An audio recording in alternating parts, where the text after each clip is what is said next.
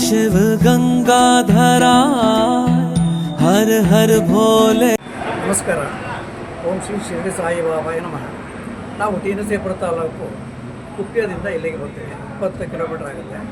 ನಾನು ಸುಮಾರು 2017ರಿಂದ ನಾನು ಇಲ್ಲಿ ಪೂಜೆ ಮಾಡ್ತಾಯಿದ್ದೆ. ಇದು 9ನೇ ವರ್ಷ ನಾನು ಮಾಡ್ತೇನೆ.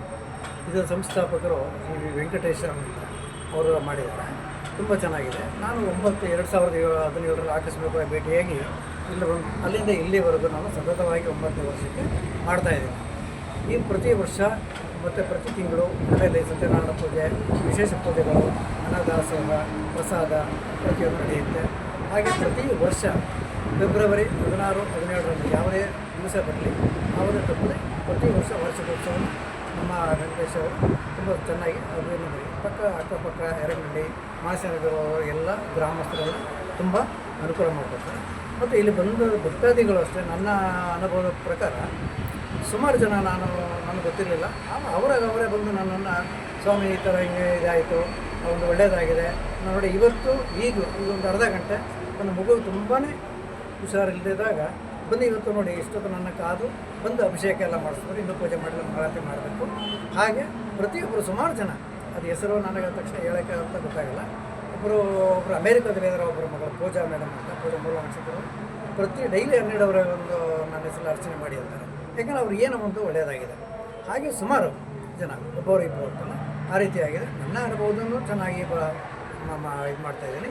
ಅದರಿಂದ ಈಗ ನಾಳೆ, ಇವತ್ತು ಶಿವರಾತ್ರಿ, ನಾಳೆ ಸೋಮವಾರ ಸಾಯಂಕಾಲ 5:05ವರೆಗೆ ಶುರು ಮಾಡ್ತೀವಿ ಪೂಜೆಗಳೆಲ್ಲ. ಗಣಪತಿ ಪೂಜೆ ಮಾಡ್ತೀವಿ, ಹೋಮ, ಹವನ, ಹೋಮ ಮಾಡ್ತೀವಿ, ಚಂಡಿಕಾ ಹೋಮ ಮಾಡ್ತೀವಿ, ಪ್ರತಿಯೊಂದು ಎಲ್ಲ ಮಾಡ್ತೀವಿ. ಗಂಗೆ ತಂದು ಎಲ್ಲ ಗ್ರಾಮಸ್ಥರೆಲ್ಲ ಚೆನ್ನಾಗಿ ಸೇರ್ತಾರೆ. ಸಾಯಂಕಾಲ 8 ಗಂಟೆ ಮೇಲೆ ಪ್ರಸಾದ ಇರುತ್ತೆ. ಈಗ ಶುರು ಆದರೆ ರಾತ್ರಿ 9:30, 10 ಗಂಟೆವರೆಗೂ ಆಗುತ್ತೆ ನಾಳೆ. ಅದಾದ ನಂತರ ಮತ್ತೆ ಮಂಗಳವಾರ ಬೆಳಿಗ್ಗೆ 17ನೇ ತಾರೀಕು 17 ಬೆಳಗ್ಗೆಯಿಂದ ಅಭಿಷೇಕಗಳೆಲ್ಲ ನಡೀತೀವಿ. ಎಲ್ಲ ಥರದ ಪಂಚಾಮೃತ, ಅಭಿಷೇಕ, ಎಳ್ನೀರು ಮತ್ತು ಎಲ್ಲ ಗೊತ್ತಲ್ಲ, ಪ್ರತಿಯೊಂದನ್ನು ನಾವು ಅಭಿಷೇಕ ಎಲ್ಲ ಮಾಡ್ತೀವಿ. 5:00ವರೆಗೆಲ್ಲ ಮಹಾಮಾರತಿ ಆಗುತ್ತೆ. ಆ ನಂತರ ಎಲ್ಲ ಪೂಜೆಗೆಲ್ಲ ಸೇರ್ತೀವಿ. ಪೂರ್ತಿ ಗಣಪತಿ ಪೂಜೆ, ಇದೆಲ್ಲ ಮಾಡಿ ಎಲ್ಲ ಆದಮೇಲೆ ಮಹಾಪೂರ್ಣಾವತಿ 10:30, 11 ಗಂಟೆ ಅಷ್ಟು ತೀರುತ್ತೆ. 12 ಗಂಟೆಗೆ ಪ್ರಸಾದ ರೆಡಿ ಇರುತ್ತೆ. ಮಾಮೂಲಾರತಿ ಮಾಡ್ತೀವಿ. ಅರ್ಚಕರೆಲ್ಲ ಬರ್ತಾರೆ, ಸುಮಾರು ಜನ 4-5 ಜನ ಎಲ್ಲ ಕರೆಸ್ತೀವಿ. ಯಾಕಂದರೆ ಒಬ್ಬರ ಕೈಯಲ್ಲಿ ಸಾಧ್ಯ ಆಗಲ್ಲ. ಅದಕ್ಕೆ ವರ್ಣ ಕ್ಷೇತ್ರ ಇದೆ ನಮ್ಮ ಪಕ್ಕದಲ್ಲಿ. ಅಲ್ಲಿಂದ ಜಯಶಂಕರ ಆರಾಧ್ಯ ಅಂತ ಇದ್ದಾರೆ. ಅವರು ತುಂಬ ಚೆನ್ನಾಗಿ 10ನೇ ವರ್ಷ ಇದು ನೋಡಿ, ಅವ್ರಿಗೆ 10ನೇ ವರ್ಷ, ನನಗೆ 9ನೇ ವರ್ಷ.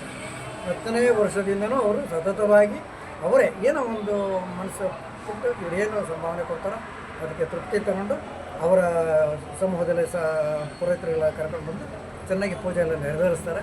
ಅದೇ ಥರ ಜನಗಳೆಲ್ಲರೂ ತುಂಬ ಸಲಹೆಕಾಗಿರ್ತಾರೆ. ಈ ಸಾಯಿಬಾಬಾ ದೇವಸ್ಥಾನದ ವಿಶೇಷತೆ ಏನಿದೆ ಸರ್? ವಿಶೇಷತೆ ಅಂದರೆ ಒಂದು ಬಂದರೆ ಇದು ಮಕ್ಕಳು ಇಲ್ಲ, ನನ್ನ ಅನುಭವ ಬರ್ತಾರೆ, 9 ವಾರ ಮಾಡ್ತಾರೆ.